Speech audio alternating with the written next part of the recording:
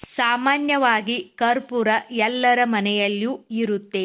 ಈ ಕರ್ಪೂರನ್ನ ಪುಡಿ ಮಾಡಿ ಸ್ವಲ್ಪ ನೀರಿನಲ್ಲಿ ಮಿಕ್ಸ್ ಮಾಡಿ ನೀವು ಮನೆ ಒರೆಸಿದರೆ ನಿಮ್ಮ ಮನೆಯಲ್ಲಿ ಇರುವೆ, ಹಲ್ಲಿ, ಜಿರಳೆ, ಇಲಿ ಏನೂ ಬರಲ್ಲ ಮತ್ತು ಟೈಲ್ಸ್ಗಳು ಚೆನ್ನಾಗಿ ಹೊಸದರಂತೆ ಕಾಣುತ್ತವೆ.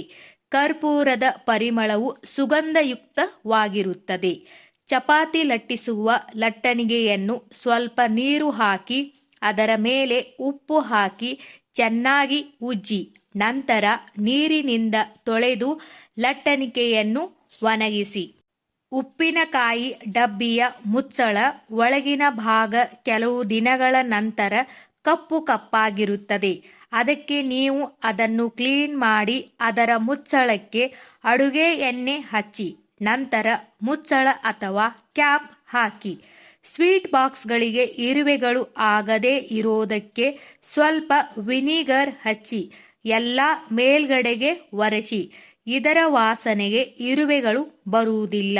ವಿನಿಗರ್ ಅಡುಗೆಗೆ ಬಳಸುವ ಅಥವಾ ಕ್ಲೀನ್ಗೆ ಬಳಸುವ ವಿನಿಗರ್ ಯಾವುದಾದರೂ ನಡೆಯುತ್ತೆ.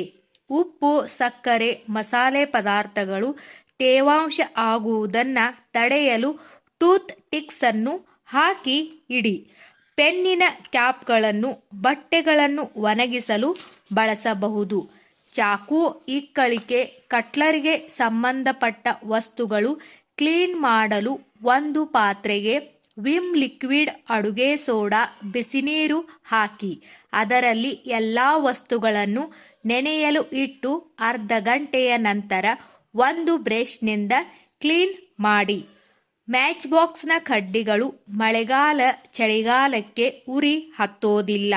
ಕಡ್ಡಿಗಳು ಮೆತ್ತಗಾಗುತ್ತದೆ. ಮ್ಯಾಚ್ ಬಾಕ್ಸ್ ಒಳಗಡೆ ಚಾಕ್ಪೀಸ್ ಕಟ್ ಮಾಡಿ ಇಡಿ. ಹಾಗೆ ಕಡ್ಡಿಗೀರುವ ಜಾಗಕ್ಕೆ ಮುಖಕ್ಕೆ ಹಚ್ಚುವ ಪೌಡರ್ ಹಚ್ಚಿ.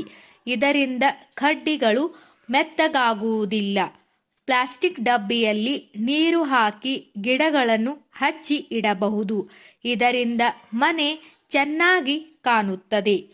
ದೋಸೆ ತವೆಯನ್ನು ಕ್ಲೀನ್ ಮಾಡಲು ಅಥವಾ ದೋಸೆ ಸರಿಯಾಗಿ ಬರದೇ ಇದ್ದಾಗ ಅದಕ್ಕೆ ಉಪ್ಪು ಅಥವಾ ಅಡುಗೆ ಸೋಡಾ 1 ಟೀ ಸ್ಪೂನ್ ಹಾಕಿ 1 ಲಿಂಬೆ ಹಣ್ಣನ್ನು ಕಟ್ ಮಾಡಿ ಎಲ್ಲ ಕಡೆ ಚೆನ್ನಾಗಿ ಹಚ್ಚಿ.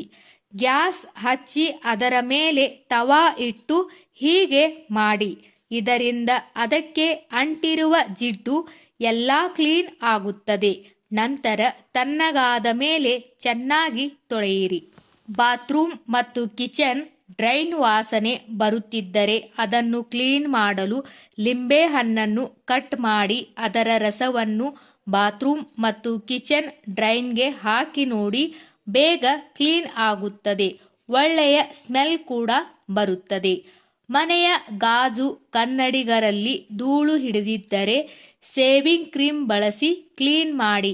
ಗಾಜಿನ ಮೇಲೆ ಸೇವಿಂಗ್ ಕ್ರೀಮ್ ಹಚ್ಚಿ 15 ನಿಮಿಷ ಹಾಗೆ ಬಿಡಿ. ನಂತರ ಒದ್ದೆ ಬಟ್ಟೆಯಿಂದ ಒರೆಸಿ ಕನ್ನಡಿ ಪಳಪಳ ಹೊಳೆಯುತ್ತದೆ. ಬಾತ್ರೂಮಿನ ಬಕೆಟ್ ತುಂಬಾನೇ ಕೊಳಕಾಗಿ ಕಲೆ ಆಗಿದ್ದರೆ ಹೀಗೆ ಮಾಡಿ.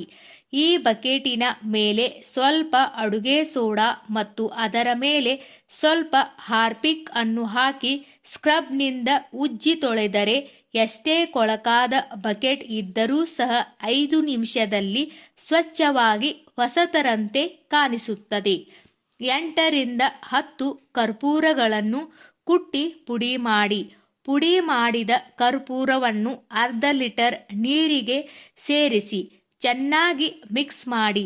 ನಂತರ ಈ ನೀರನ್ನು ಒಂದು ಸ್ಪ್ರೇ ಬಾಟಲಿಗೆ ಹಾಕಿ ಅಡುಗೆ ಮನೆಯ ಸಿಂಕಿನ ಕೆಳಗೆ, ಬಾತ್ರೂಮ್ಗೆ, ಕಿಟಕಿಯ ಹತ್ತಿರ ಈ ನೀರನ್ನು ಸ್ಪ್ರೇ ಮಾಡಿ.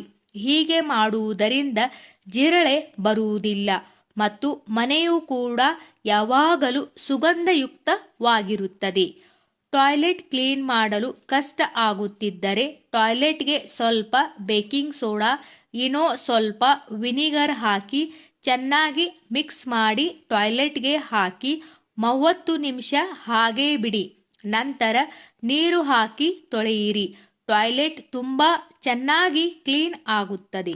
ಸ್ನೇಹಿತರೆ, ಈ ವಿಡಿಯೋದಲ್ಲಿರುವ ಎಲ್ಲ ಮಾಹಿತಿ ನಿಮಗೆ ಇಷ್ಟವಾದರೆ ದಯವಿಟ್ಟು ನಮ್ಮ ಚಾನಲ್ ಅನ್ನು ಸಬ್ಸ್ಕ್ರೈಬ್ ಮಾಡಿ, ವಿಡಿಯೋಗೆ ಲೈಕ್ ಮಾಡಿ, ವಿಡಿಯೋನ ಶೇರ್ ಮಾಡಿ.